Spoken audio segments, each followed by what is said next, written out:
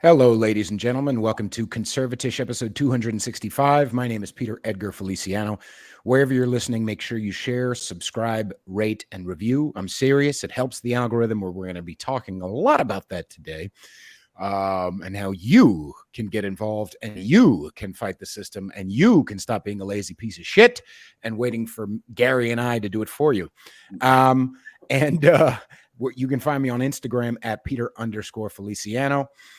Or on Linktree at link.tree/Peter Feliciano. On Twitter at Rule62Peter, and you can support my podcast and my music at patreon.com/conservatish. I have a new song coming out soon, by the way, so keep your eyes peeled for that.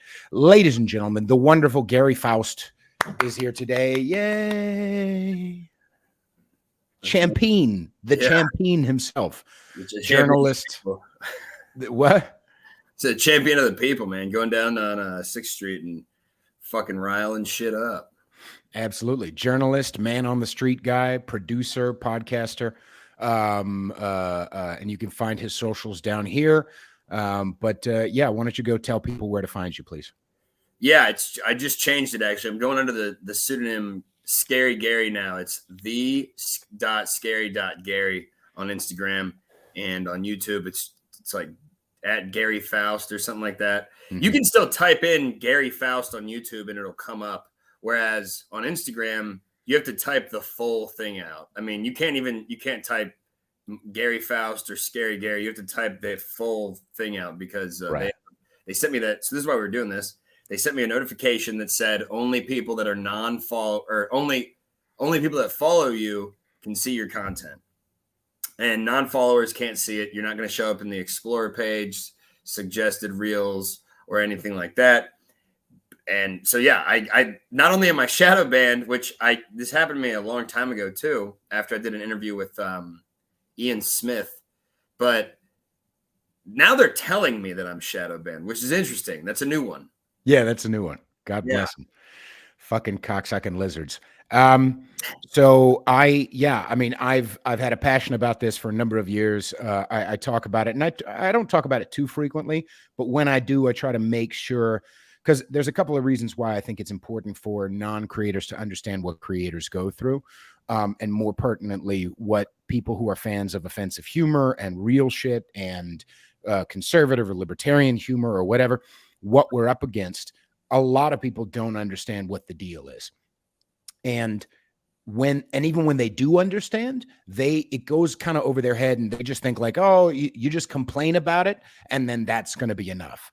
Complaining about it is not enough. No. And waiting around for the lizards at Instagram, the white liberals who own Instagram over in the Bay Area, where there really only are white liberals. And homeless. There's homeless too. Exactly. The disparity that they always say, like, oh, that's why we're a progressive city. It's the most disparate in terms of income equality and things like that. But anyway. Also totally unilateral politically, right? Yeah. Oh yeah. You have to fall in line. That's the thing about San Francisco and now New York. But what they don't understand, the people who follow us, is that like we already, for creators, it's a known thing that you're going to doubt yourself. That's what creativity is. I've heard old comedians talk about it and make fun of it all the time, how the most confident comics are the fucking hacks. You know what I mean? Just like super confident and chilling, never doubt themselves, never, are hack motherfuckers who are not funny, right? So people who are like, oh, I created this meme, or I made this thing, or I had this great thing, and I want to share it with people, right? Some of it is ego. Let's not lie, right? But a lot of it, for me, my drive is, I know people like this. I feel like there's a reason. Sorry, it's going to get a little woo-woo, but I feel like there's a reason why God put my stupid ass here, and gave me these certain gifts. So I'm going to use it, and I give it out to people. Already there's inherent doubt. But then behind the scenes, the lizards say, we're not going to tell the fucking adults who have voluntarily followed you to see more of your content that you post more content. They actively want that, and we're not going to give it to them because we, the white liberals in fucking Menlo Park, California, know what's best for them. And I fucking refuse. If you're listening right now, you fucking cocksuckers, I know you're not. You send your bots to do it. But I'm letting you know right now, you do not know better than my fucking followers. They are fucking smarter than you. They understand nuance and context. Fuck you. Die, you piece of shit. Sorry, I just needed to get that out. No, I like where you're going. You know what's crazy, dude? The fucking reel that most recently got me in trouble, because if you look at my content, there's three. All right, let me preface it with this. In social media, there's three big genres of content that always get fucking banned. Inappropriate, non-PC comedy, anything OnlyFans or porn-related, sex work-related, right-wing politics. So my business model was to do all three of those. Right. And if you do that, if you do stuff like that, you're always walking that line. You know what I mean? And that's worked out naturally for me. I've been getting in trouble since I was, 10 years old for this, that, or the other. But weirdly enough, the reel that recently got me in trouble was not me picking up a random woman off the sidewalk on 6th Street. She turned out to be a famous porn star that was that Bill Maher actually mentioned on his show once. I had no idea who this was. And she's showing her titties. It wasn't like some, crazy, like faux, like pseudo comedy satirical skit. It wasn't like we did a skit one time where we had my buddy Laser dress up like an alien and probe somebody, which was like, it was like pretty kind of graphic the way we did it. It was almost made me uncomfortable. It wasn't anything like that. It was a fucking interview I was doing, asking people on 6th Street here in Austin, Texas, if they think we should keep having kids or if we should stop having kids. And this girl that I was talking to mentioned the film Soylent Green. It's a 70s flick. It's about population, overpopulation, climate, yada, yada, yada. It's with Charleston Heston, I believe.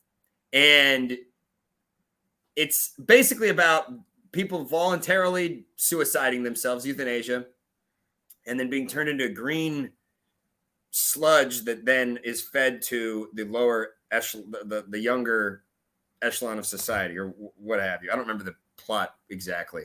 And she was saying this, and of course it's a street interview, so we're always bullshitting and it's just chaotic. But all I said was, oh, so that's the solution. We kill the elderly and we feed them to our children. And then I looked at the camera like, oh, I'm so funny, whatever, because I'm full of myself. And that was what got me in trouble.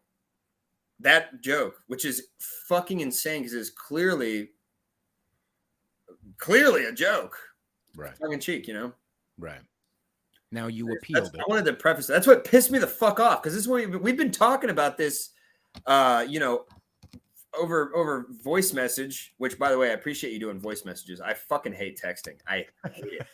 Because I don't know if I'm like retarded and I don't know how to read text right, but I always. If you're friends with Peter Feliciano, there's a good chance you're probably retarded. Yeah. If your name's Gary Faust, there's 100% chance you're retarded.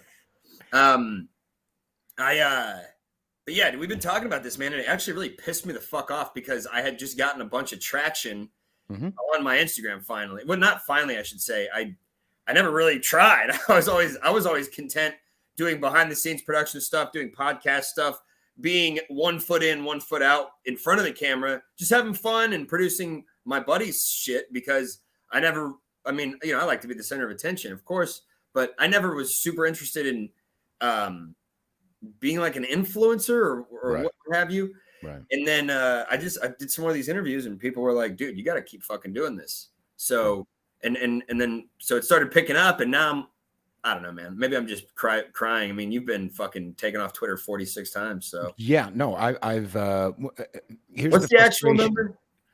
Oh God. 4? Well, right now I've only been taken off once off of Instagram. And that was because, quite literally, everybody, y'all older fans remember this. That's why I sometimes use the hashtag Goose Gang. on Instagram, you'll get comment bots, right? Spam commenters who are Middle Eastern guys on a bot farm who just, promote at, one of my favorite ones, by the way, is during Pride Month. Because all these Middle Eastern, if I use hashtag pride or hashtag gay or whatever, these Middle Eastern motherfuckers who are vehemently against gay culture will still be, promote at friends.of.gay. Like it's it's insane. But anyway, I called I called a spam commenter a goose. I said, "No way, you goose." That's all I called him. And they kicked me off of Instagram. And that lasted. Oh, and by the way, you can follow my backup account at CONSERVATISH.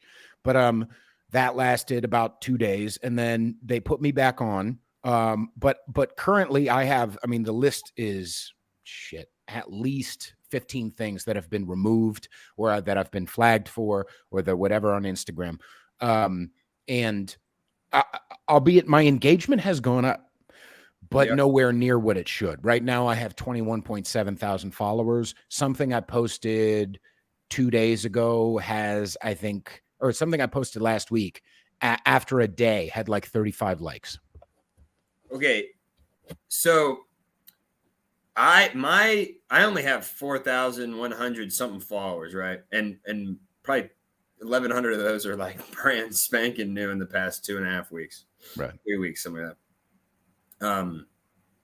My Instagram account reached 495,000 people in the last 30 days. Mostly because I had a couple of interviews that were like kind of went viral, and then I also collabed with some of my buddies that have massive followings because they like what I do too, and a lot of it's comedy and shit like that. So a lot of people it'll reach. But the minute that I posted that Soylent Green thing, which I thought was funny, I thought it was just kind of like hey, that's a great idea, you stupid bitch. Not that girl was a bitch; she was actually a total sweetheart. The views went, and it was after I got that notification. I appealed it, like we talked about, won my appeal, and then now now I'm covertly shadow banned again. It's like they told me I was shadow banned, and then told me that I won my appeal, but then didn't actually change anything, which is bullshit. So let's explain the premise a little bit for people who don't understand. Like I said earlier in my rant, people who have voluntarily signed up for, like, my YouTube as an example, right? Almost like my subscriber count goes up, my view count goes down, right? So you can find me on Rumble too. By the way, I'd rather fuck with Rumble if I can. I only have 98 followers on there. I have 15.500 or 800 or something, 1,580 on YouTube, and the last episode I posted 3 days ago, I think, has like less than 50 views. So YouTube, on YouTube. Gotcha. So again, it's not because my content isn't good, but that's already, like I said, there's inherent doubt in the mind of a creator. Then I post it and people don't watch it who have already liked and followed my stuff. So again, it's easy for my creator mind to go, it's because I suck. The subscriber count is going up, so people are interested that it's reaching. But the people it's reaching is probably all organic word of mouth, or it's somebody that's like, DMing it to someone or whatever. I mean, that's how. Yeah, that's interesting. So you can, if you're listening right now on YouTube anyway, you can try to counteract that by going to the subscribe button, clicking the bell, and moving it to all notifications instead of some. But even then, that's not a guarantee that you're going to get a notification that I post a new episode or a new piece of content. This is the way it works. People who are shadow banned and censored, like I am on YouTube, I had an episode removed back in August of last year, September. And this was because I had said that the certain chemical didn't work, right? And it was a 9-month-old episode.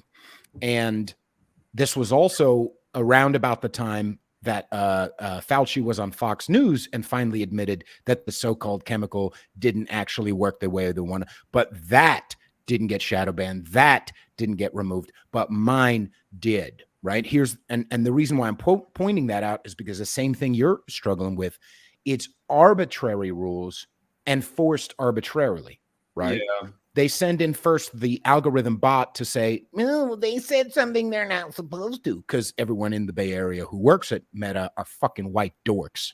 Okay. No, they're not supposed to. And so they remove that piece of content, you appeal, and then that cunt now gets to decide, is it really not okay? I'm going to decide no. And here's what's perfect too. This is the other frustrating thing. You never get to see this nigga's face. Dude. You never get to know their name. Yeah. You never get to at least appeal, even in an appeal process. One time I even tried a few months ago, I signed up for Instagram, verified or whatever. Then I could reach a customer service person, but they still had an installation.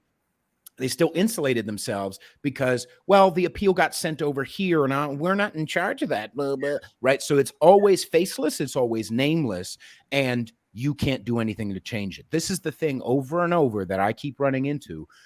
And I want y'all to understand, this is the thing that Gary and I go through, because I know I'm going on a long rant. I wanted you to talk more, but I keep coming up with this idea. Listen, y'all, you're getting our content for free.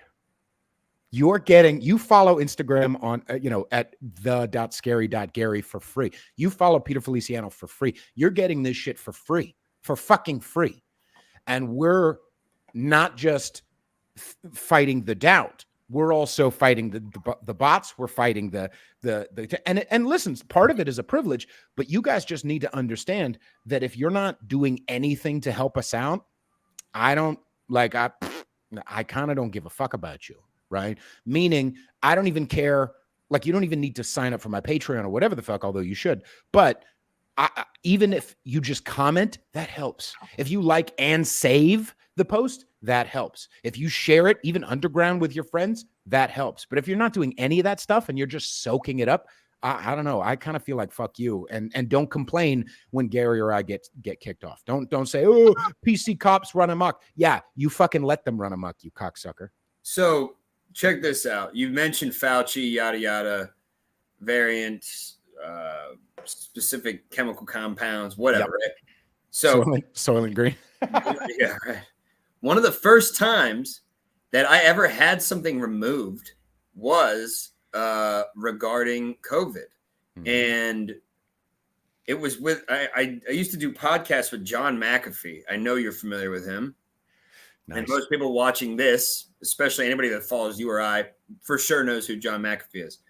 So I did a couple of podcasts with him. The second one I ever did, we were talking about COVID. It was during the pandemic, and he goes, COVID is like pathogenic diarrhea is actually worse than COVID. It kills more people per year. And that was removed because of medical misinformation. Nice. And when they removed that, they actually take it so that you can't even save it and archive it. And I was so green in journalism at that point in time that I didn't even have a backup. I was like, oh, they're fucking, I'll never lose this. Which is fucking, now I save everything. I've got fucking 3 hard drives now just with backed up stuff on it, because I'm like, they're book burning, they're digital book burning everything. And the guidelines for the algorithm and what's the community guidelines are so arbitrary and so blurry that I don't even know if what I'm doing actually is breaking the rules or not. And I will say this, I'm definitely a rule breaker and a habitual line stepper. But if I did have a more defined set of rules, I actually probably would follow them a little bit better. Probably not completely, because I still, in my brain, I have that fuck it mechanism that shoots off once, every 6 or 7 days. But I would actually curate my content a little bit more so that it would be more digestible for a broader audience and could reach more people and potentially actually bring people together. Because at the end of the day, that's actually really important. Even if it's these fucking whacked out lefties that are gone berserk and completely insane at this point. I mean, the fact that anybody's still sticking up for Biden or believes that they don't know who was doing blow at the White House is, I mean, you gotta be like a fucking idiot. But anyways, that's one of those things that I'm just like, maybe if they just defined it better, because I didn't even know. They said medical misinformation because he compared pathogenic diarrhea to corona, and the statement that he made was actually completely accurate. I went and like quadruple checked it. But yeah, what are you gonna do? I wanted to mention something to you though about this thing called the Facebook black hole. You know Cody Wilson, right? He was on coming. I'm sorry, he was on Come and Talk It a few weeks ago. Yeah. Come and Talk It. Follow that show too. Come and Talk It. It's Everything 2A. It's hosted by Michael Cargill. He's suing the ATF and the Department of Justice. He's a fucking gun rights guru. The guy is literally, I would say that he is right now been the saving grace of 2A for the past few years. I started working with him when I was in college, probably 5 years ago. And we talk everything gun rights, gun laws, anything 2A, and we talk about guns themselves, training, all sorts of stuff. And you're going to actually be on it tomorrow, which by the time this comes out will be 2 weeks in the past. Yeah. But still, they should go listen to it, especially because Michael Cargill is black and gay. So if you don't go watch it, you're racist and homophobic. Yeah, I'm so. I've known him so long that sometimes I forget that he's a gay black homo. Yeah. No, that's why you got to wash your hands after you shake his hand. Well, I don't touch him. I don't go anywhere near him. Anyways, Cody Wilson was on there, and Cody Wilson's. Okay, you know what? If there's anybody that gives Cargill a run for his money for leading the 2A charge, it's probably Cody Wilson. However, he was talking about there's a piece of technology that Facebook has called black hole. And what they do when you break their rules so many times, they take your account, they click on it, and they just drag it into this folder called black hole, and it basically is the ultimate shadow ban.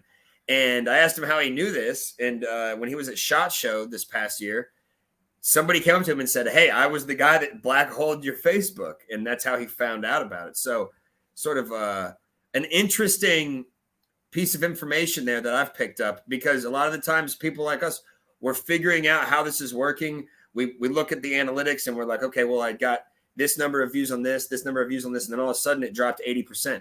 That doesn't make any sense. I'm shadow banned. Oh, now they're actually sending me notifications.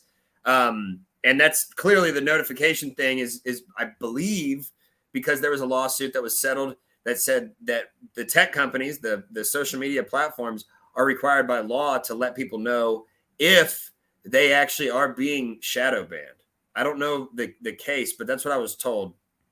So if I'm wrong, I'm wrong. I'm a man enough to admit I'm wrong, but I believe that is why they started sending people notifications. And that black hole thing is real, according to Cody fucking Wilson.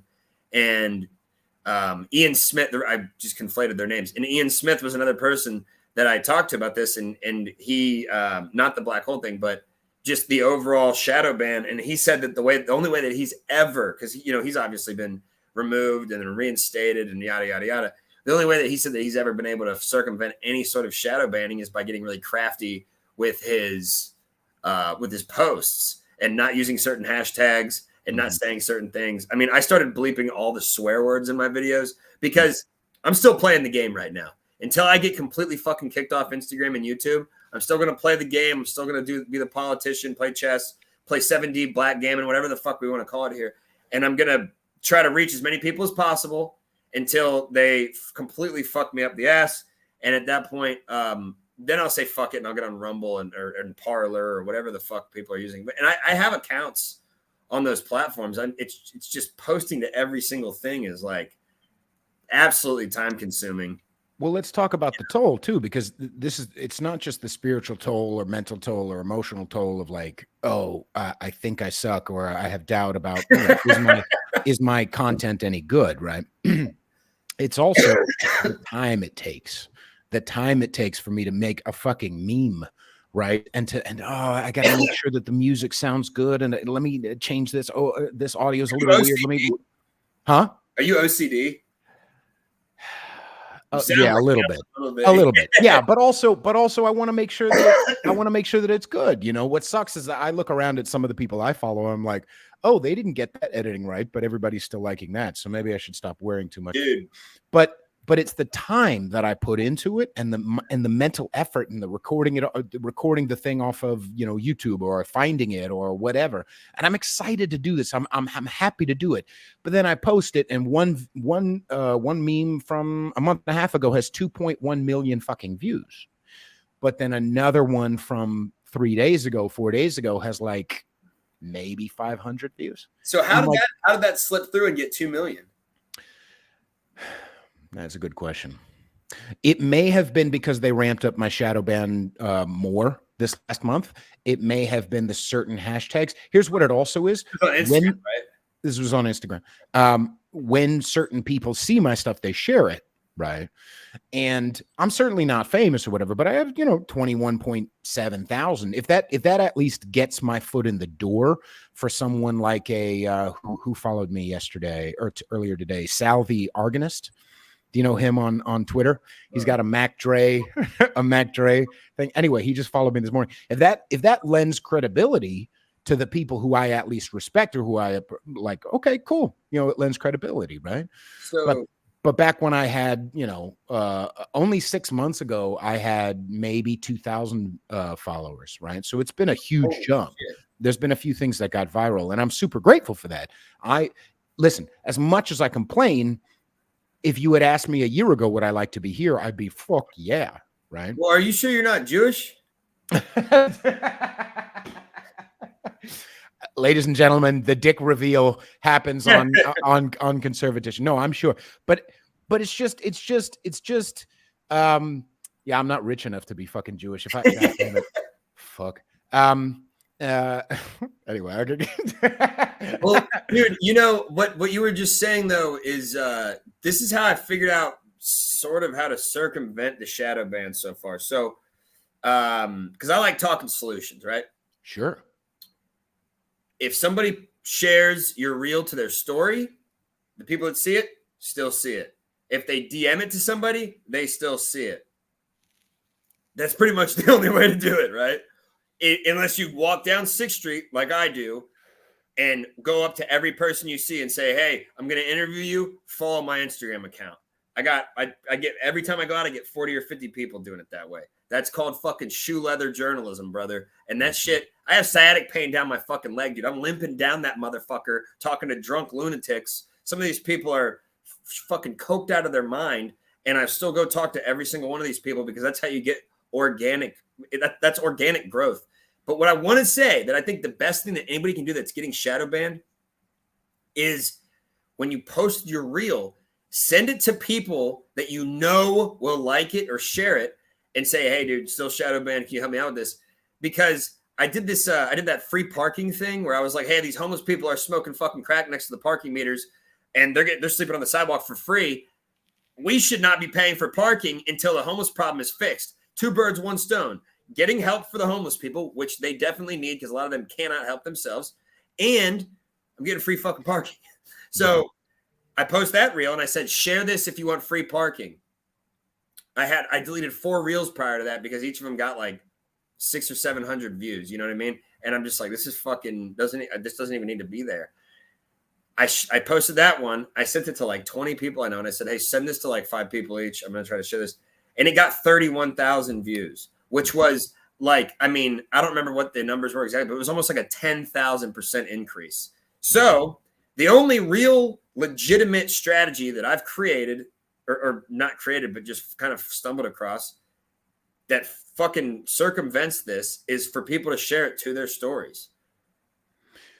Absolutely true. And that is a concrete thing that you can do. I gotta say, We're collaborating them with people. That was the other thing I was gonna say. Right. I've you know, every once in a while, I try not to do it too much, but I remember I was chatting with Anarcho Texan. Do you follow Anarcho Texan? He's a meme maker in Dallas. And hopefully, apparently a comedian. I don't think he listens to the show. Well, shit, tell him to come down to Austin. I'll give him some spots. Right. But wait, we'll get to that. But you know, I was sending him a meme the other day, and I was just like, you know, by the way, don't feel pressured to share my shit or to whatever. And I hope I'm not being, again, I have that guilt of like, I don't want to be some spam fucking whatever, but I also am so fucking shadow banned that when I share it with somebody, I know like they like it. They like my content. Why aren't they being told that I I'm spam posting all my friends, dude. I'm like, hey, if you guys don't share this, I'm not fucking friends with you anymore. Go fuck yourself. I have no shame, dude. Mainly because I feel like what I'm doing is actually relatively important. And since I believe that, I have no shame in sharing it, especially the political stuff. Whenever I do anything political, I'm always like, people need to see this shit because doing those street interviews, man, the truth comes out talking to these people, just bullshitting with them. Right. It's wild, man. I mean, sometimes you even when it's just sometimes seems like nonsense. If you really listen to what these people are saying, sometimes you're getting the pulse of Austin, Texas, which is obviously a fucking totally insane town. So yeah, and Macon as well. Weren't you in Macon, or where were you at? Oh, Dayton, Ohio, my hometown, dude. Oh my god, yeah. You talked to a homeless guy. Well, that guy, yeah. So I went to the west side of Dayton, which is like 99% black. There's barely any white people over there. It's ghetto as fuck. So they're the least vaccinated, by the way, everybody. For sure, yeah. Of course. And since I'm, white trash adjacent, I fit in over there. Like, the white people that are over there are, I'm not wearing like any of my nice shit. I just went over there wearing a beater and with a microphone. But I fit in. I talked to everybody over there, and dude, we were just over there asking people in the hood, why is it dangerous? Does white supremacy have anything to do with the violence in the ghetto? What's going on with fucking, has the heroin problem gotten worse? Because I left my hometown 12 years ago because, heroin was out of control, dude. I mean, by the time I left, I was 19, I think. I had probably 6 friends already OD and die. It was bad. Yeah. And I was also, fooling around on the H, and I ended up getting a felony, so I got the fuck out of Dodge. But my point is, we went over there and did the hood interviews. And we were asking people stuff like that, the violence and whatnot. And most people didn't even want to talk to me because they were like, "Who the fuck is this white guy with the camera? He's with a mustache. He's a cop." You know what I mean? Dude, absolutely. Yeah, which is hilarious because I'm actually a felon. Right. So it's like the opposite. I just like having this porn mustache, dude. That's it. I just like the look. You gotta get in where you fit in. I understand. With the chain like that, it's know what you would look like? You would look really good in the movie Swingers. Remember? Your money. You don't even know how money you are. What's the movie with the fucking girl with the roller skates? Boogie Nights with Mark Wahlberg. Absolutely, I could see it. Even the shirt, dude. See, I think I've just naturally drifted into what I am eventually going to become, which is I'm going to be making conservative porn.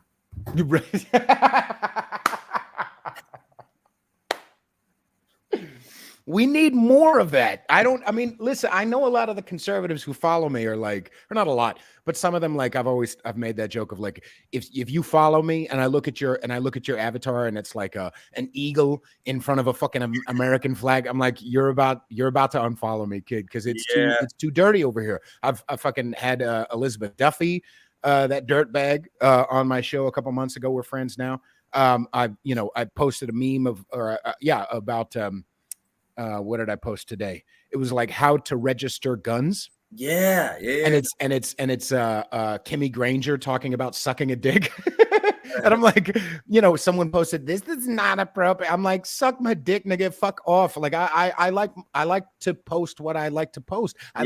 I'm too conservative for the liberals and I'm too liberal for the conservatives, but I don't care. You know what I mean? I totally understand where you're coming from. Yeah. Right.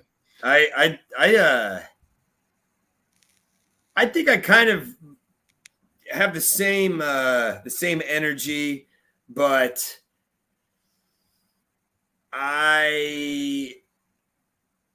all the problems I have sort of come from me just, like I said, like pretty much it's just saying fucked up shit, basically, dude. Because I'm in comedy. I work a lot in comedy. I produce comedy shit, and people, my issue, I guess the issue isn't just saying fucked up shit. It's that people don't understand satire sometimes. That's, I think, what my issue boils down to. Context. Because politically, I mean, I touch a lot on politics, obviously, and I would consider myself. I mean, I voted for a woman for president, which I cannot fucking believe I even said that out loud. I voted Jill Stein, dude. I voted for a woman to run this country, dude. That goes against all of my misogynistic morals and beliefs. I'm a gender traitor, dude. Were you trying to get some? Did you think maybe she would be like, see that I voted for her? You know what I'm saying? Hmm. I was like, hey, Jill, get over here. We're rolling. Right. We got this little mustache, baby. We need to shoot. I'm going to start shooting her campaign ads, and it's just going to be porn. Jill Stein porn. Right. Let's see. Maybe we can go in. One of my favorite things about the I don't think they do it anymore, but the porn title, the porn title puns. You know what I mean? Fuck, I can't remember anymore. You talking about Backdoor Sluts 9 or something like that? Yeah, but like if it's Stein, you know, like nah, I can't think of one on the fucking fly. Yeah, I'm trying to. Stein's not something because they usually rhyme. Well, back to Stein or Stein 69, something like that. Yeah, I don't know. Maybe you should just go up to her, say like, "I'm gonna be your campaign strategist," and the entire time during the press conference, I'm just gonna ring around your asshole with my tongue, just round and around and around. Might get people. Well, dude, I had my views aligned more with her than anybody else, and I, for a long time, I'd be a hypocrite if I wouldn't have voted for her, because I've always been saying, don't vote for the lesser of two evils. And I've always kind of stood by that on principle, which is funny because now this next election, dude, in Hillary Clinton versus Trump, the original one when Trump won, I didn't vote in that election. I just moved to Texas. And I was glad that, given all the shit with Hillary Clinton, I was glad that Trump won. I didn't vote, but I was glad he won. And then this past one, I was like, well, maybe this is the time that somebody fucking. I mean, I didn't actually really totally wholeheartedly believe this, but I thought maybe this year we'll get a third party in there or something. I don't know. Maybe something will change. Maybe at least people will see that more people are voting third party. I don't know, dude. But this upcoming election, I think I'm going to cave, and I'm probably just going to vote for Trump, because this country is. I really don't like Trump's stance on guns. He's weak on guns. He's very much a Ronald Reagan with guns. And guns and free speech are the two things I think are most important. And they're really the only two things that I will like change my vote based on. But like, dude, I don't think I can. I literally do not think I'll be able to afford my mortgage with another 4 years of Joe Biden, dude. This country's fucking. We're being flushed. I mean, we got sold out to the Chinese and other countries like Israel and shit a long time ago, and just seems like it's just like so in our face at this point. I mean, that guy's like fucking senile completely, and everything's just a fucking scam. Right, but here's what's fucked up, and maybe you guys can understand because we were talking about it earlier. But let me put it in this context. The same powerlessness that y'all feel over the elections being stolen is a similar powerlessness to the things that Gary and I feel. Dude, that's a very good analogy. Because it's faceless, it's nameless, it's unprovable, right? Like if Joe Biden just came out and said, yeah, we know what's best for you, we're going to cancel the election, at least you'd be like, okay, now we're totalitarian full on. But instead it's like, oh, we're just going to not debate, right? Powerless, right? Oh, there's no proof that, and we're going to kick everybody off who says that it was stolen. Powerless. They've given us these forms of communication, and now they squeeze those forms of communication. Powerless, right? Food prices, powerless. Gas prices, powerless. Over and over and over. What do you think that does long term, lizards? What do you think that does long term? And I'm not one to like get myself in trouble, but I'm just saying, you squeeze us long enough at a certain point. I mean, I made a joke about it. You can't bread and circus us if the bread's running out and all the circus performers are dying of myocarditis, right? At a certain point, the circus is certainly not getting even apolitical, mindless idiots are like, yeah, movies suck these days. I wonder why. Oh God! Right? Movies are I would say the most dramatic example of that. I went to film school. That's what I originally wanted to do. Nice. And I was like, what the fuck is this, dude? Right. You can't write a real fucking script. Nobody will fucking look at it. Right. So that's again, a good analogy though, man. Seriously. I really I like how you went full circle there and brought that back in. Well, I'm the greatest. I'm the greatest of all time. That's the thing. You're the smartest man on earth. And I'm the humblest as well. So again, there are some of us who are sticking our heads above the thing, and it would just, again, I'm gonna say it again, help because you're getting this shit for free unless I am gonna start a Substack and start writing articles there, because I am a very good writer. And you could obviously sign up for that. Should be mostly free. I don't know. We'll see. But like, so all you can do if you don't have the cash flow to help us out or whatever the fuck, at least comment, at least save, at least share, at least whatever, because that's the only way we're going to, politics is downstream from culture is an absolute truth, absolute truth. But I will say this, because you're talking about like, it's impossible. Like how could we do 4 more years? The only way, because you're man on the street, you understand the temperature out there. Yeah. And I'm pretty good with sensing where people are at. Nobody actually wants Joe Biden in. Nobody. Except for the oligarchs who have us by the nose. They're going to steal the election in 2024. Yeah, so, I would agree with that. But so the only way that he's going to win is by theft. Well, I don't know if he's going to even run. I think they're going to put somebody else. Gavin Newsom? That's what Cody Wilson was saying. And he's one of the smartest people I've ever met. So I would be inclined to take it. But again, I tweeted that the other day. Even if Gavin Newsom gets put in there, it's still, if he wins, it's still going to be a theft, because no one is happy. Even in white liberal San Francisco, nobody likes Gavin Newsom. It's that same thing, right? And then they'll put him out there because he's middle-aged creep instead of old creep, right? Same thing goes. Right. This is not. It doesn't. Trying to convince people who are unwilling to listen, right? I kind of feel though that that's part of our process. I'm white-pilled, even though I think. What does that mean? What does white-pilled mean? Black-pilled means, oh, this is all fucked. It doesn't matter anyway. Yeah, I was black-pilled for years. Right. White-pilled, and shout out to Michael Malice. Everybody go read that book, The White Pill. Incredible fucking book.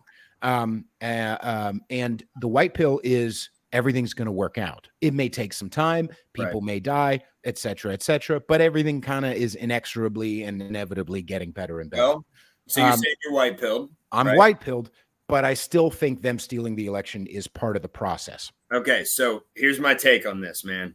This is going to be totally hypocritical and sound like a paradox, but I think the only way to ever look at anything, especially from the conservative side of things right now, is through the white pill glasses, so to speak.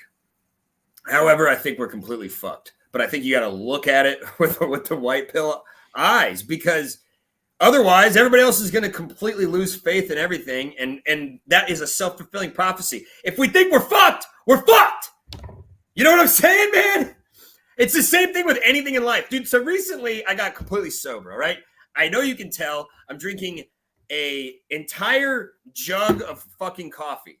Nice. All right. Anybody that's had a drug problem or an alcohol problem, they just start mainlining coffee. Or nicotine. Dude, I quit smoking cigarettes. I quit doing all drugs, and I quit drinking. Wow. So yeah, it's the only way I can do it, man. I'm a man of extremes. But I quit doing all that shit because I was like, dude, you know what I'm doing is actually kind of important. Yeah. Not to be self-grandiose or whatever, but I quit doing all these drugs and drinking and shit, and I start realizing, like, you know what, man? The only way I can stay sober is if every day is a great fucking day, and I'm going to become a positive douchebag all the time and bother everybody, and I'm going to bother them until they start becoming positive. You know what I mean?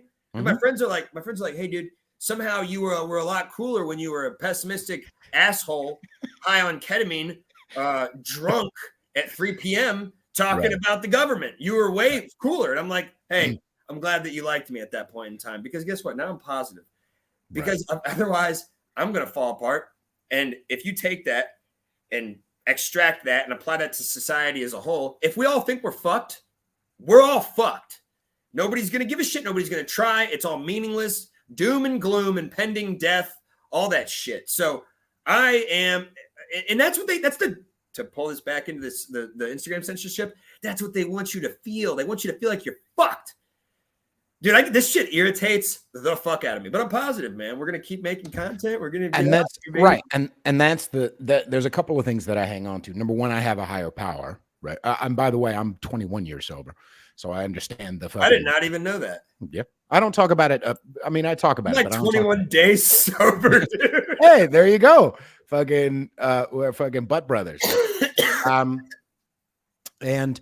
But like, so I have a higher power. I have a God. And so for me, that means, you know, even if shit looks bleak, it's like, all right, well, there's some sort of plan to it. Right. And sometimes I don't fucking feel that. And I'm telling God, stop being a cocksucker. Right. Because my God can handle me calling him a cocksucker. And if you don't have a God who can handle blaspheme, your God's too small. Anyway, now does that mean it's good for me? No, but I'm just saying I get it takes me a couple hours sometimes, you know, whatever. But I kind of feel like even the stolen election, even all the struggle, blah blah blah, I still need to get it out. I still need to express my anger, frustration, etc. But ultimately, I'm like, yeah, but even if they steal the election, it's like, okay, what's that going to do? Make everybody more frustrated. Okay, so maybe that's part of the process to get us to eventually grab our balls and take our power back from the government. Maybe that's what's necessary, is for us to get a little bit more dejected and a little bit more unhappy, and to wake up the apolitical people who are still being quiet, like, I don't really like Biden, or I don't really like Gavin Newsom, I don't like you, but I'm not telling anybody about it because I'm afraid I'm going to lose, blah, blah, blah, even though, you know, it's just literally, if you're not Democrat and you talk about it, the water's warm, kids. You'll lose a couple of shitty white acquaintances. That's it. Couple of shitty white acquaintances. Dude, it doesn't really matter. Every once in a while, you'll get one of those people that refer to themselves as Latinx, or people that use the term people of color. Those people generally are just intrinsically super racist. Yes. People of color. Right. Everyone but white people. I'm like, dude, why the fuck? Like, you realize that, like, I was born 30 years ago, right? I didn't own slaves. I, believe it or not, actually am pro reparations. Maj Touré was the person that convinced me of this. That motherfucker. Dude, I can't do it. I can't. There's a couple of motherfuckers. Do you follow Nico House? No. He's a friend of mine. You got a lot of people. When I go back and watch this, I'm gonna write some of these names down and start following them. Nico House is another one of those who's like a hardcore, like, he's we've known each other. He's been on the show a couple of times. He's a sweetheart. And you know, he's ragging on the Democrats and ragging on Biden and ragging on the corruption and blah, blah, blah, and exposing all this shit. And then he's also pro reparations. And I'm like, fucking with this shit. You know, This is how I was convinced. This is how I was swayed. And originally, when we had this conversation, it was a pod we did like 6 years ago. I was like very combative. I was like, what the fuck? Like, why the fuck do I have to do this? I come from a fucking lower, like a blue collar white family. And I'm part Irish and Italian. I feel no sort of guilt about, I don't have white guilt, bro. That shit don't exist in my family. We don't give a fuck. My little brother's black. Him and I grew up saying the most fucking racist shit to each other you could ever imagine, dude. Because we thought it was funny. Because we're funny. Yes. We have a sense of humor. Yeah. But the way he worded it to me, he's like, look, dude, Jewish people got reparations. The Germans that during World War II that were put in like camps and shit, and the Japanese that were put in camps in America. Internment, yeah. Yeah. They got reparations. He's like, look, dude, you're not the person who's going to be paying reparations, and it shouldn't even be done publicly. The people who should be paying reparations are the companies that you can track the paper trail from the ledgers and find these companies like Wells Fargo they are connected to the slave trade. The big companies connected to the slave trade that were involved in the slave trade should be paying reparations privately, no tax money. And I was like, that makes sense to me, especially that part makes sense. But let's get to the problem. One of the other problems is that, well, number one, the messaging, they can't afford it. Democrats cannot afford to let go of the white privilege messaging because they've defined their platform with that now. Right. 100%. And they get people so fucking riled up. Like, hey, this is obviously extreme dramatic creative licensing here, but like, hey, your white neighbors are going to be paying your electric bill all of a sudden. That shit gets people juiced up, bro. Just right. Like fucking, I grew up in Dayton, Ohio, dude. There's plenty of actually like racist ass white people out there. And they would hear somebody, a politician be like, I'm trying to think of something. I can't think of something off the top of my head, but they hear somebody say something about black people and they're like, well, yeah, they're all on welfare. Blah, blah, blah, blah. Like some bullshit like that. The same thing applies to both sides. Right. And then the other problem is who's it going to? Because here's an example. I'm half Puerto Rican, right? Puerto Ricans are part black, right? Right. So, and none of my family, I might have one second cousin or 58th cousin or whatever. We've done the ancestry thing. But the blacks in Puerto Rico, yeah, sugarcane ass motherfuckers, right? So suffice it to say, but I'm also part German, right? Part German and English. Zighau. So I don't want to do any editing. I don't want to. Just let me get away with it. It's funny. Anyway.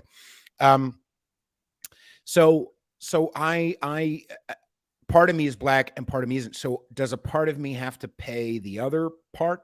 I know you took care of that with the Wells Fargo idea, but I also, okay, but do I get some? Obviously I would say most black people in America are not descendants of slaves, right? So how do we decide who gets it? And are the blacks who are still clinging to the white supremacy idea, are they going to be okay with not being in the payroll? So the idea is that there's also it's not just slavery, it's also like redlining and Jim Crow laws and all sorts of shit like that. Right. So you really should talk to Maj about it. I mean, I like grilled him about it. I don't even know if the podcast that we did is still up, but I was grilling him about it, and I was like I said, I was like sort of argumentative and even combative, and he was like pretty calmly laid it out for me, and I was like, God damn, dude, this like is kind of I thought it seemed like it was a sort of bulletproof plan. It made sense to me. And I also think that this could be me being wishful thinking here, but I think the level of like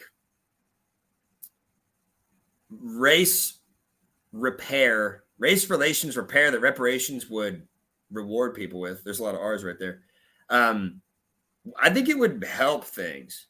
So that whites can say nigger. Is that what it is? Because that would be happy for me if everybody could get. Well, that's all I want to do. That's the only reason I'm doing this podcast. I'm waiting for my chance to say the N-word and be completely canceled. But no, you're on conservatish. It's okay. Anyway, I'd like to think that in America one day we can actually have good, nice race relations. I mean, right. Dude, look, man, you're talking about you're a mixture. You're sort of a mutt. I'm Sicilian and German and Irish, all right? The Moors. The Moors were. No. So that's what I was going to say. I mean, my ancestors were raped by black people.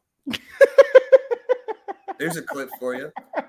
The Moors raped the Sicilians, man. I mean, I'm not over here arguing. I need reparations. Right. But what I am saying is that, the point is that, we are all, a lot of us are a mixture of different things. You know what I'm saying?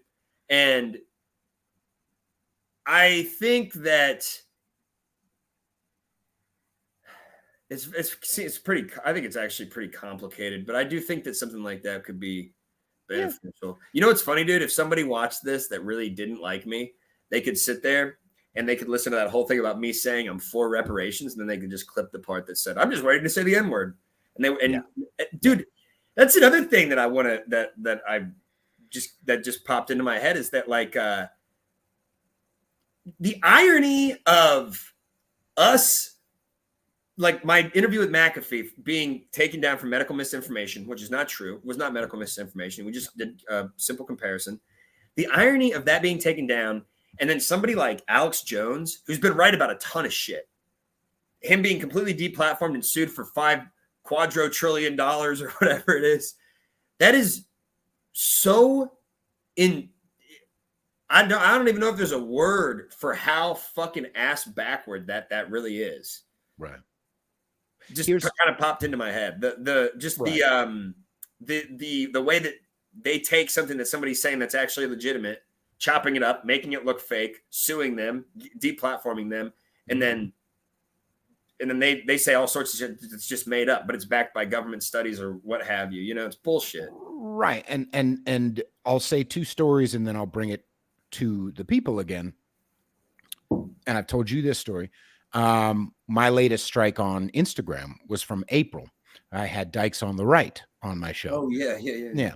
And Dykes on the Right call themselves Dykes on the Right. And they're sweethearts and they're a couple and I love them to death. And they do a lot of work with, gays against groomers and et cetera, et cetera. And we had a great conversation. And the two clips that I posted on Instagram and I tagged Dykes on the Right on, it both of them had the word Dykes in it in the reels.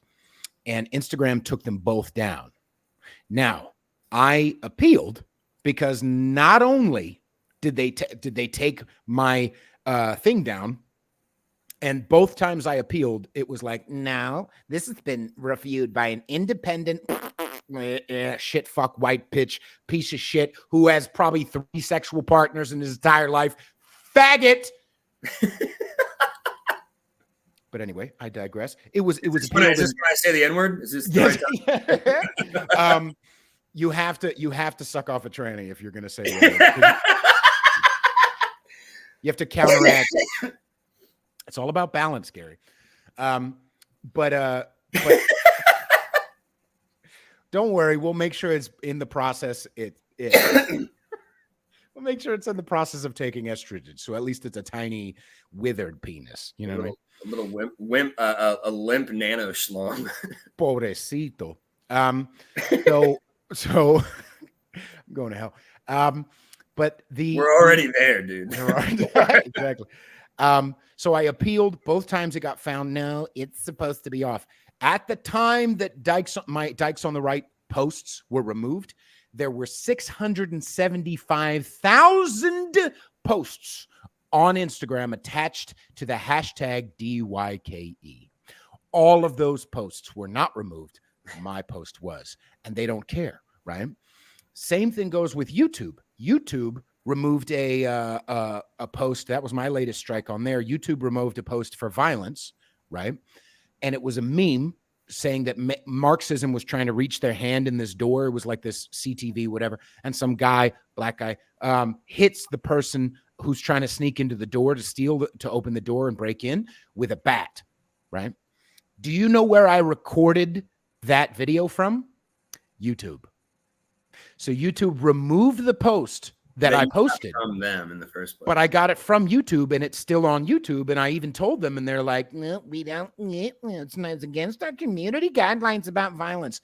Again, these cocksuckers don't care. Now I'll bring it back and I'll finalize this saying by the same thing that you and I have been talking about. If you're listening right now and you don't think that they're going to come for you, you got another fucking thing coming. Oh, we'll silently support Peter and Gary, and we'll silently and like, we're just the front of it. Or even not even the front of it. Alex Jones was the motherfucking front of it. Yeah. Okay? All these, John McAfee were the front of it. We're just trying to help the culture along and help us to grow as a human species. I know it sounds overblown. It's not. It's not self-aggrandizing. It's an absolute truth. We're trying to fucking help us move forward through humor and through thinking and through entertainment and we're doing it, by the way, both of us are talented motherfuckers. We're not Ben Shapiro. We're not Steven Crowder. No offense, but kind of offense to them that just because they say the right things and vote the right way, that means that they're also entertaining and funny. In the fuck correct. We're actually bringing the culture along and doing it in an entertaining way. And you think you can just watch and enjoy and eat popcorn and then go on with your life because you have a fucking job at HR? Faggot, help,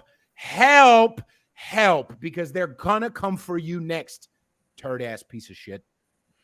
Sorry, I just had to. Dude, do you think I've always had this kind of thought in my head. There's a person, there's like a room of people where they are like, hey, you're assigned to these people. You're going to have Gary Faust. You're going to have Michael Cargill. You're going to have Peter Feliciano. You're going to have these people. Do you think that exists? That there's people assigned to our accounts? For a while, I was, side note, this is kind of funny. I was convinced that my ex-girlfriends were just reporting everything I did, which is actually, one of them actually admitted to me when she was fucking pissed. She's like, yeah, I was so fucking mad that I reported your account for bullying. And I was like, hey, thanks. That's what I fucking need right now, lady. And she's like, I'm really sorry. I'll buy you dinner. And I was like, hey, still got it. Right. but seriously, I thought that's what it was for a while. And maybe that happened once or twice. But, dude, there's no way my baby mama is going through and fucking clicking every single one of these. I mean, it's just been too many. So I sort of think that there might be a room of people that are designated to doing that at Instagram or something, just like they have the black hole feature at Facebook. Right. Yeah. Well, they got to figure out a way to pay all these people. Remember when Elon took over and fired, what was it, like 75%? Oh, yeah. Where do you think that bloat is from? Instagram still has that bloat. YouTube still has that bloat, right?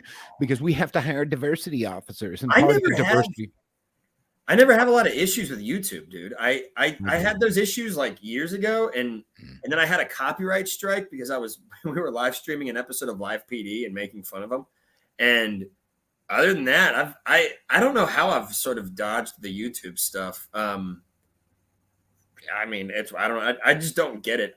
Facebook and Instagram I've had a problem with for years, and I think it's because I really do. I think they flagged my account and they were just like, "Fuck this guy." And right. It's just been an issue for as long as I can remember doing this. Right. And let's start wrapping up. But one of the things as far as solution goes, besides you liking and subscribing and sharing and rating and reviewing and leaving a comment and all those things. One of the other solutions is that in Texas, and we don't need to go into detail, but in Texas, we are technically allowed to sue social media companies if there's proof of discrimination, which obviously we've already described multiple layers of proof of discrimination on this show.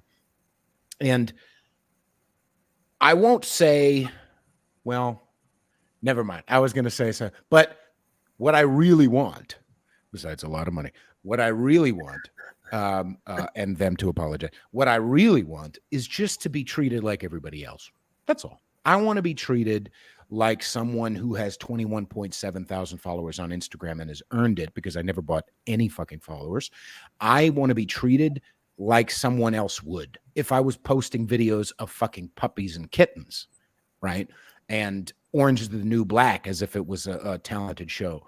I want to side dig, keep running. I want to just be treated like a fucking equal, and they're not doing it. And so if I need to, I think that's a viable option. Well, I mean, I've thought about this a lot as well. The lawsuit aspect of things in Texas could be a viable option. I like the idea of it. Legal recourse and hitting people in their pockets is usually the only thing that ever fucking works with any of these people, because all they care about is money. And control and power, and the legal system, if you can get it to side with you, is a way to do that. Cargill is a good example of that, winning in the Fifth Circuit. But I will disagree with you on the wanting to be treated like a normal person. I want special accommodations because I identify as a trans black. Yeah. If I sue Instagram, I want them to tell me that I'm allowed to say the N-word on Instagram. Mm-hmm. Mm-hmm. You know what? We might have to cut that part because I was a little bit too serious right there. That's the kind of thing somebody's going to clip and be like, this guy wants to say the N-word. You know what I mean? That's the kind of stuff. But that group of people is not only the whitest and all. I mean, this is what I keep. Why do I? You guys understand, most of you finally, after, I mean, I still sometimes get it. It's not just white people. Yeah, I know that. Yeah, I know. You're not overwhelmingly white liberal women, honestly. Let's do the math. Let's do the math. The math is white people are non-Mexican, non-Latin whites are 61-ish% of the country. Okay. As far as last I checked, 61% of the country. Let's be generous and call half of those liberals. It's not. It's fucking not. But let's be generous. Okay. About half of those are liberals. So that's about 30-ish% of the country is a white liberal. Even more, let's cut down half of that and call it about 15% of the country is a white liberal woman, right? 15% of the country, and they're 99.6% of the problem. Where are we going to stop the bleeding unless we diagnose it correctly, right? Oh, you're on the money, dude. I think white women have been causing problems for all of history. Yeah. Got to put them back in the kitchen. Yeah, dude, let's start wrapping up. This has been a fucking great combo as always. And I'm going to be on Come and Talk It tomorrow. Yeah. Full disclaimer. I don't want to say the N-word. What? Yeah. Just throwing that out there in case anybody wants to take this and use it against me. I'll just court or something like that. No. That was the only other thing I think I mentioned earlier that we didn't really talk about was that I had a custody thing with my kid, right? And they used all my content against me, which was part of. It's not completely related, but it's interesting how you can put something on the internet and they never used any of the serious stuff I did. They never used any interviews I did with influential people. They never did used any of my journalistic work on firearms or in conservative politics. They never used any street interviews I did that were more serious. Right. They never used any of the fucking work I've done trying to help homeless people, which as much as homeless people piss me the fuck off, I actually have helped hundreds of homeless people. They never used any of that stuff against me. They cherry picked fucking clips from a podcast that I did with my buddy Bobby, and now we do it with my friend Uncle Laser. His name is literally Uncle Laser, and the podcast we do is called Drunk Uncle Podcast, and they think it's serious. I don't know, man. I just wanted to fucking vent that out there at the end. No, I mean, and if someone has a problem with you saying in jest that you want to say the N-word, I mean, he works for a nigger faggot, guys. Like, it's fine. You know what I mean? Like, it's. I do. My whole thing with stuff like that is that racial humor, dude, I have said the most racist jokes I've ever said, I've said to black people, and they always think it's funny, or Mexican people, or even conservative white people, because some of them are actually. Yeah. It happens. You know what I'm saying? It happens. But none of the people that get offended by it are almost never actually minorities. And I think it's actually kind of important to make sort of racial jokes with each other when you're different than each other, because it creates camaraderie. I mean, it's the same thing as roasting your buddies. You know what I'm saying? Yeah, and black people say some of the most racist shit in the fucking world. Go hang out with them, white liberals. You don't know enough black people over and over. And you think that that's a problem in the way of like, well, a black activist in my HR department made a presentation, so that means she speaks for black people. Yeah. Nah, nigga. Go out in the fucking streets and talk to them. They like Trump. They like racial humor. They don't like this trans shit. They don't like this gay shit. Like, fucking come on, dude. And that's why and I'm so proud. I just have to fucking say it. I'm so proud of black people for waking up and stop voting Democrat. I'm so fucking proud of you, even pre-2020, which obviously it's their numbers, so who knows. But the number of black people who voted for Trump in 2016 versus 2020 doubled. It was still low, but it doubled. It fucking doubled. Even though all the motherfuckers were like racism, find people on both sides, which there were. Anyway, their black people are smart. Okay, they're fucking, and sometimes they're dumb, and sometimes they're great, and sometimes they're stupid because they're fucking humans, motherfucker. Well, yeah, I mean, but any group of any demographic is just as diverse as any other demographic. You know, why would it be any different based on somebody's skin color? That is the only part that would actually be intrinsically racist. Ta-da. So anyway, yeah, but like, you know, over and over and over. I mean, you know, people have said some horrible shit to me, and I love it. I'm going to do a live stream this week with Armed Black Dad, and we're gonna rant about hip hop. Apparently, he thinks Nas is the greatest rapper of all time. You know, and we're gonna talk about guns. Of all time is a white guy. Not Eminem. What do you? No, I abilities, idea, and abilities. Gross. I have no. No, I was talking about Vanilla Ice, dude. I don't have enough knowledge of hip hop to really even make any sort of statement at all. I just like to stir the pot and piss everybody off because I'm just a giant asshole. We understand that, especially after coming on this fucking show. I appreciate you taking the time, dude. This has been really helpful. There's been good. I think it's good for us to get it off our chest and to explain to people what's going on. And in the interim, be funny, and that's what we're doing. And you know, and we're going to do more shit, you know, moving forward, you know, especially if I need more tits in my life. You know, I've been trying to not be so slutty the last year, and be more circumspect, but you know, going around, you do some on the street shows where you have seen some areolas and quite a show. Yeah. Well, you know, I'm trying to stay away from the strip clubs these days. So the amount of titties that we're pulling out onto 6th Street has been limited. Oh, but there's always a chance, you know. Right. I want to stick more towards the political stuff, man. I just like doing it more, you know.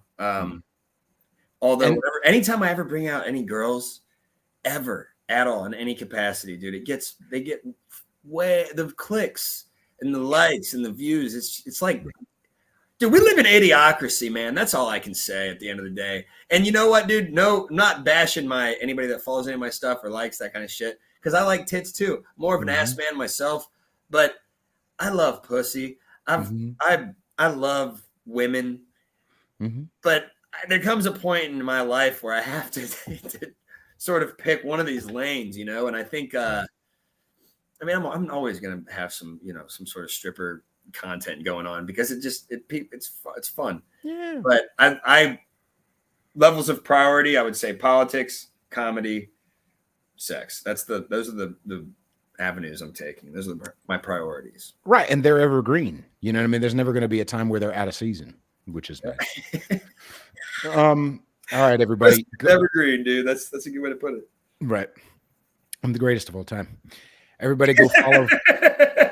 Everybody go follow Gary at the.scary.gary on Instagram and at Gary Faust on YouTube. And Uncle, what is it? Uncle something? Oh, yeah. Check out my Drunk Uncle's podcast on Uncle Laser's YouTube channel. And also check out Come and Talk It with Michael Cargill. Every Wednesday at 7 p.m., we premiere the next episode. So we did one with Cody Wilson. We did one with Dan Holloway from Drinking Bros and Black Rifle Coffee. We got you coming on to talk firearms and whatnot because you, correct me if I'm wrong, you shot your first AR-15 at the range. That's We'll be talking about stuff like that because it's not often you get a first time person that shoots their an AR or a rifle for the first time at the show. You know what I mean? I mean, well, it happens, but not somebody that's in media that we can interview about it. You know? Right. I'm in media, you guys. Yeah, appreciate you taking the time with me, brother. And everybody go follow me on Instagram at Peter_Feliciano and on Linktree and on YouTube and all the places you're listening. Subscribe, share, rate, and review. It helps the algorithm. Help. And love y'all very much. I'll go ahead and end the recording. Bye.